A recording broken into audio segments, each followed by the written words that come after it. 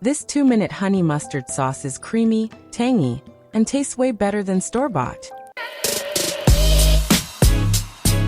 3 tablespoons mayonnaise, 2 tablespoons honey, 1 tablespoon mustard, 1 teaspoon lemon juice, a small pinch of salt, a pinch of black pepper. First, take a small bowl and add mayonnaise. This will make the sauce creamy and smooth. Next, add the honey. Honey gives the sauce its perfect natural sweetness. Now add the mustard. This is what gives that classic tangy honey mustard flavor.